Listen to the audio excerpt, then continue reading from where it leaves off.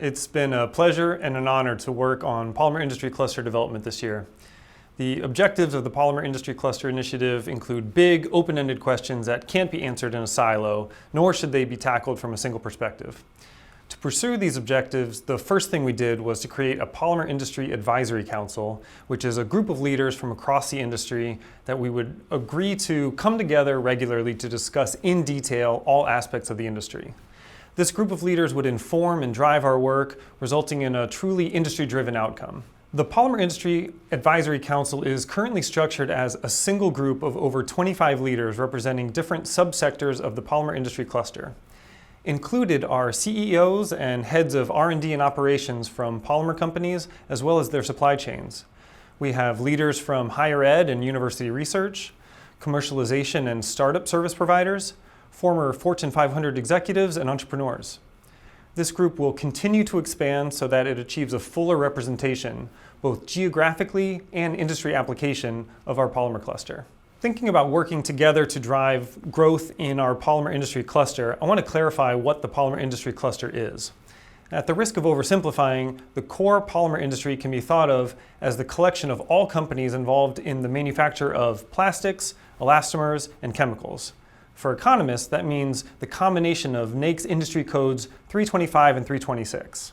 The polymer industry cluster, which we view as having a regional footprint, is the set of all polymer industry companies, as just defined, operating within our region, plus those companies' supply chains, plus the collection of organizations and programs that provide the inputs and resources our companies need to grow, operate, and thrive. All of this together is the polymer industry cluster, a sort of polymer-focused ecosystem. Industry clusters are identified by a high density and interdependence of many organizations operating in the same or related field. And we see that thriving industry clusters generate outsized benefits beyond just the combination of many individual companies operating on their own. There's a catalytic nature and an amplification of benefits, a sort of regional economies of scale that leads an industry cluster to drive serious growth. Our region has a high density of polymer activity for many decades, and our goal in the Polymer Industry Cluster Initiative has been to strengthen the interdependence and interaction between these many polymer companies and support organizations. By convening and facilitating collaboration among leaders in the cluster, we're trying to create shared solutions and catalyze sustainable growth. Now let's hear from Andre Thornton, CEO of ASW Global and member of our Polymer Industry Advisory Council. Hello, my name is Andre Thornton, and I'm the CEO of ASW Global. I have been a member of the Polymer Industry Advisory Council since its beginning, and I'm supportive of the Polymer Industry Cluster Initiative. ASW Global is a leading 3PL provider of supply chain solutions, material handling, e-commerce, fulfillment, and asset management services. We serve local, national, and multinational companies, including many in our Northeast Ohio polymer industry. We're in an ideal geography for this type of work, located halfway between the Chicago and New York markets, with multiple highway systems converging in our backyard. And national polymer industry growth should be concentrated here in Northeast Ohio. I'm a member of the Polymer Industry Advisory Council because I want to contribute to and benefit from increased connectivity with our polymer industry cluster leaders. And I support the Polymer Industry Cluster Initiative because I think it's well suited to convene and facilitate these connections, and that will help us to achieve our goals. At ASW Global, our success depends on open communication with our current and potential clients, so that we can plan ahead and innovate our supply chain services to meet the current and future needs of our clients in a seamless manner. Thank you, Andre. So having accomplished our first goal of forming our Polymer Industry Advisory Council, we struck out to develop a better idea of the scale and scope of the industry, as well as ecosystem gaps we can fill that would drive polymer growth and innovation. In the Northeast Ohio region, there are nearly 800 polymer establishments, individual companies and locations, accounting for over 42,000 jobs and $8 billion in annual output. There are 3 Fortune 500 companies headquartered in Northeast Ohio that operate in the manufacture of rubber, plastic, and chemical goods: Goodyear, Sherwin-Williams, and Parker Hannifin. We have many additional large polymer companies operating here, including Bridgestone, RPM, Lubrizol, Eaton, Saint-Gobain, ContiTech, and more.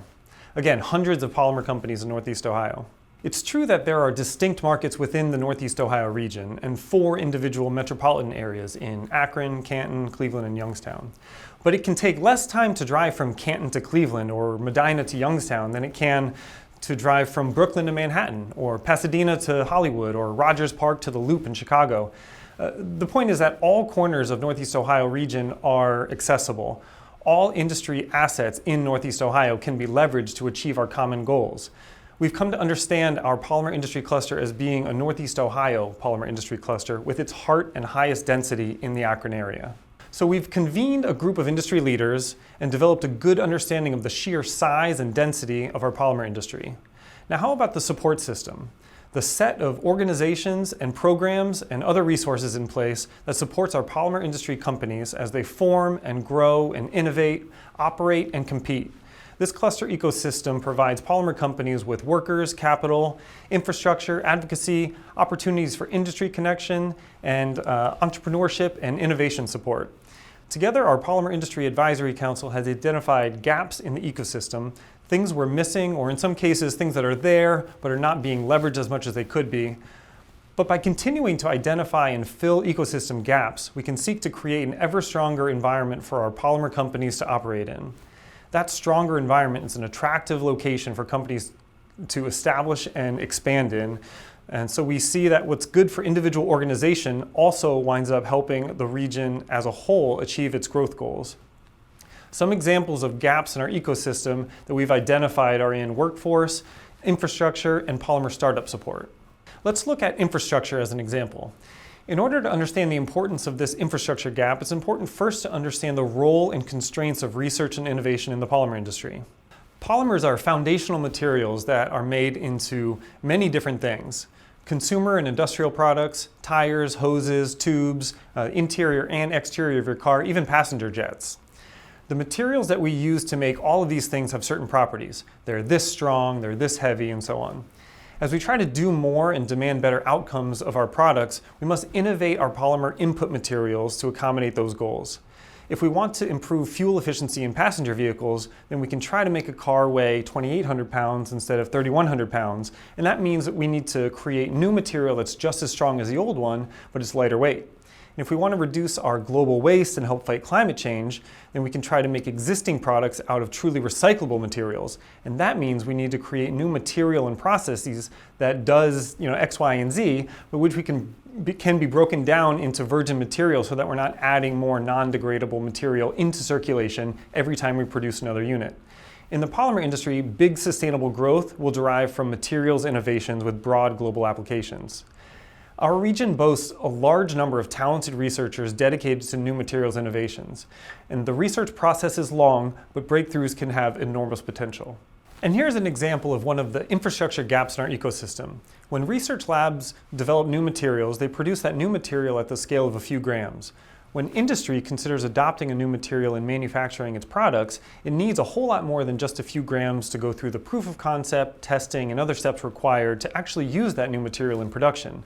Researchers that are unable to provide potential industry partners with sufficient quantities and corresponding analysis of their new materials are left with the Herculean task of generating market traction without large-scale proof of concept. The result is lower adoption rate, and innovations wind up dying in the lab, failing to achieve industry adoption. As a result, you can see that one opportunity is to invest in our shared infrastructure to design and equip a pilot production facility for advanced polymer materials research and development. This facility, accessible to both university and industry researchers, would enable the iteration and production and testing of new materials at the scale of, say, 1 to 100 kilograms. Its modular nature would enable it to expand in stages to accommodate an increasing number of processes, larger quantities of production, and in doing so support our researchers, accelerate our innovations, and drive growth for the industry. So that's sort of one standalone example of the work we've been doing this year. Understand the process of operation and growth in the industry, identify gaps, and formulate solutions for filling those gaps and meeting our industry needs. Now let's hear from Kevin Westgate, Director of R&D at ContiTech and member of our Polymer Industry Advisory Council. My name is Kevin Westgate, and I am the Director of R&D at Continental Conitech, located in Fairlawn, Ohio, USA. I've been a member of the Polymer Industry Advisory Council since its inception earlier this year, and I'm very supportive of the Polymer Industry Cluster Initiative. Continental Conitech is one of the world's leading automotive and industrial suppliers of rubber and plastic components. We combine product, engineering, and development with material expertise into valuable holistic solutions for customers across a broad range of applications, both regionally and globally. Our success depends on a reliable and regenerating workforce, from the factory floors to our R&D labs, new innovations relevant to the auto and industry trends, and communication foresight between suppliers and customers for a cradle-to-grave approach. These are both industry-wide and regional challenges that are ideally solved together. Continental is committed to increasing the sustainability of materials and products that we produce as our mobility solutions evolve, making vehicles and equipment lighter weight, more efficient, creating processes and technologies to break down used materials to be remade into new products, establishing a circular economy. These are all pursuits that affects the entire industry and can benefit from shared solutions. I'm a member of the Polymer Industry Advisory Council because I want to help define our industry's challenges and develop solutions, and I support the Polymer Industry Cluster Initiative because I think it's positioned to advance our industry, strengthen our region, and that ultimately helps my organization achieve its goals. Thank you, Kevin. While research and innovation can unlock huge industry growth, workforce is the most urgent common problem facing our industry.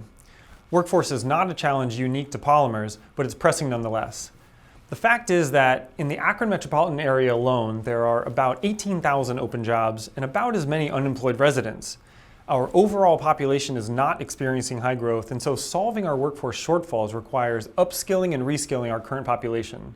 We've begun to develop strategies for strengthening the pipeline of students enrolling in programs from the high school level all the way up through graduate level that prepare graduates to work in the polymer industry. We've also identified areas of training and education that are in demand in our polymer companies, but for which our regional institutions do not currently offer programming. In these cases, we're working to try to create these additional programs to fill those gaps. A new bachelor's program in polymer science and polymer engineering will help to fill that gap. Next step is a program that focuses on technician training, like injection molding, huge needs throughout the region.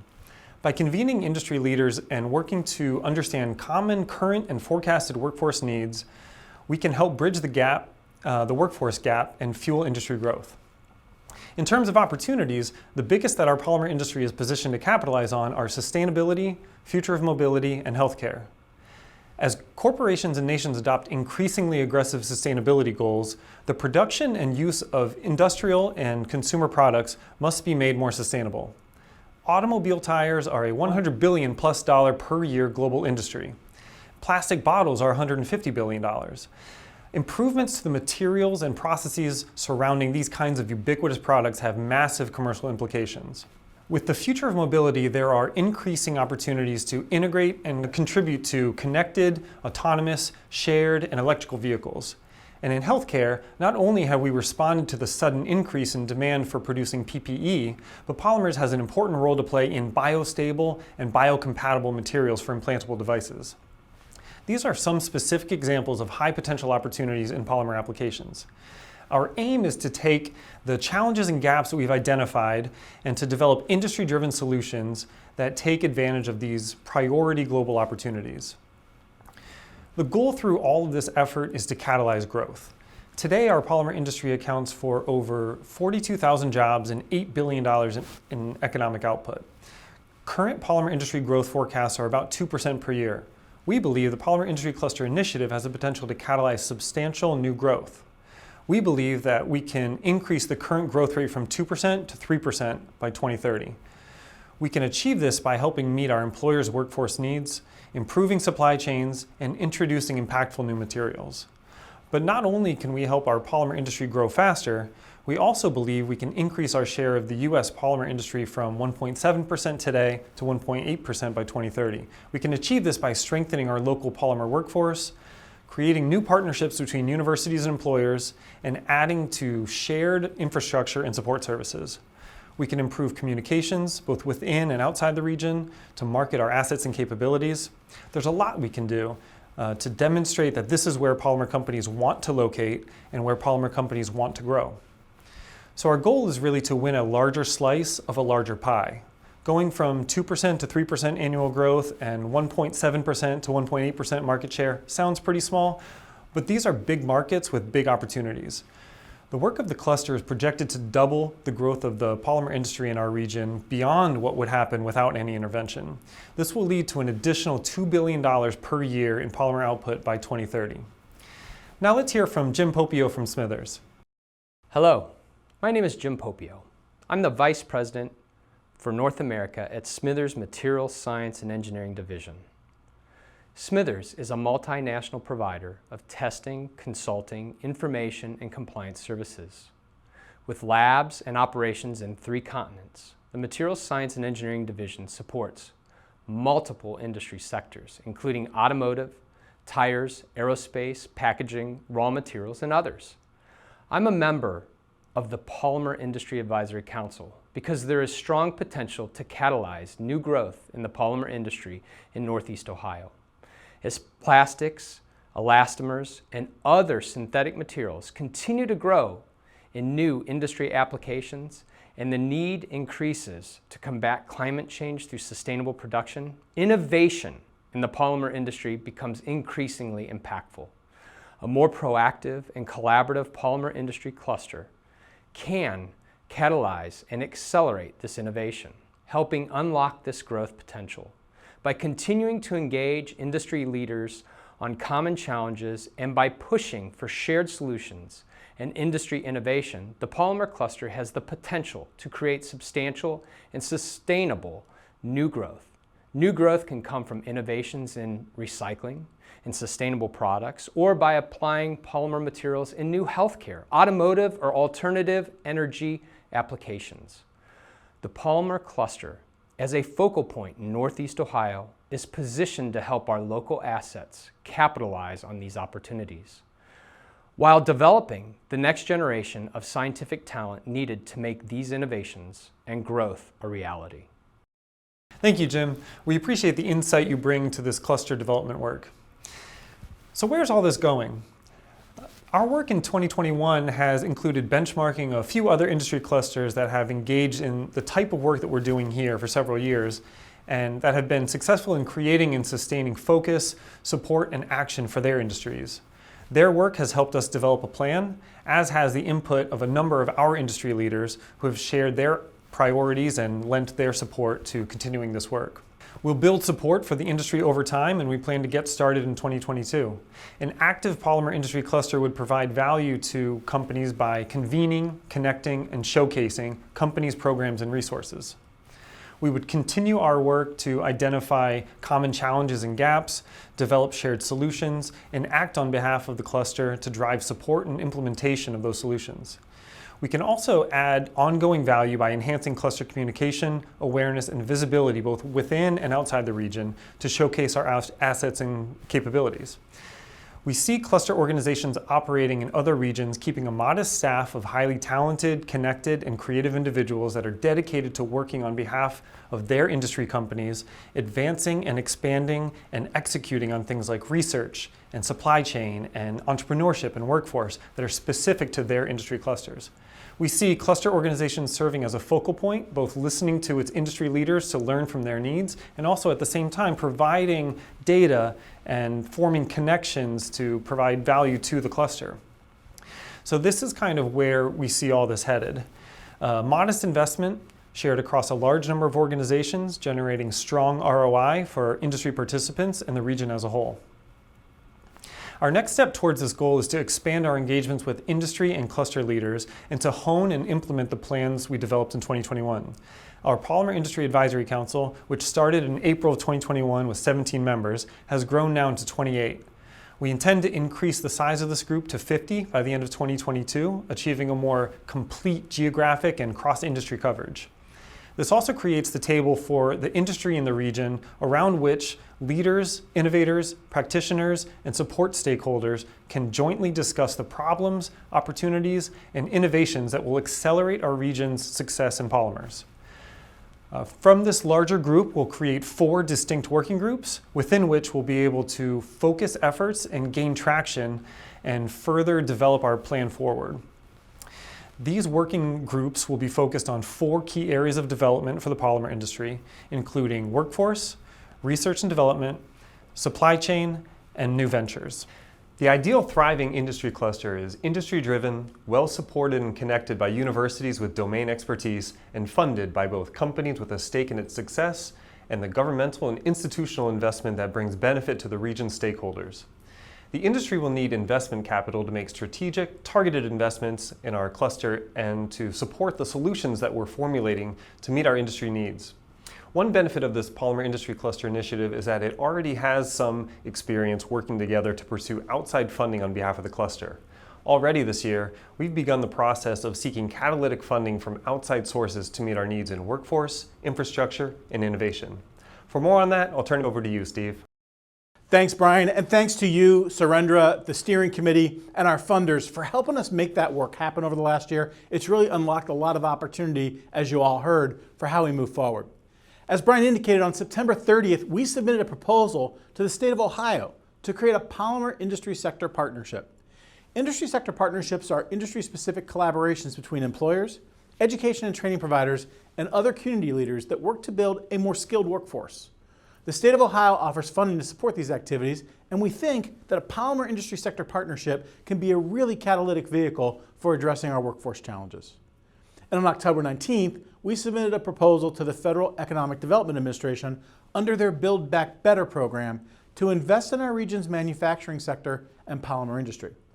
This program is allocating $1 billion to regional industry cluster development across the U.S.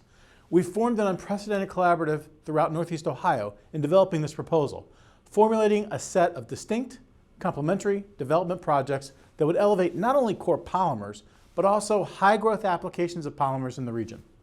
Our proposal is to bring in $75 million from EDA, to be matched about 40% or so from public and private stakeholders. This type of investment can spark real new growth for us, and so we're glad to see our regional partners pulled together to collaborate on this. We appreciate the support and engagement of our polymer industry companies and partner organizations. As we go down this path of examining the health and trajectory of our polymer industry, the feasibility of strengthening our cluster, and how to best tackle our shared opportunities together, you can play a role. If you represent a polymer company, a polymer cluster, a supplier, and you want to get involved, there are a few ways you can do that. You can invest in our Polymer Industry Cluster Initiative and contribute as a member of the Polymer Industry Advisory Council. You can help us achieve our goals by finding potential polymer industry workers, connecting with researchers, telling us about suppliers you have to go outside our region for, or introduce us to polymer startups that you think have what it takes to bring impactful innovation to the industry. Reach out to us to schedule a meeting to discuss your interests and how you can get more involved and engaged in the work. We appreciate your support and your interest in this work.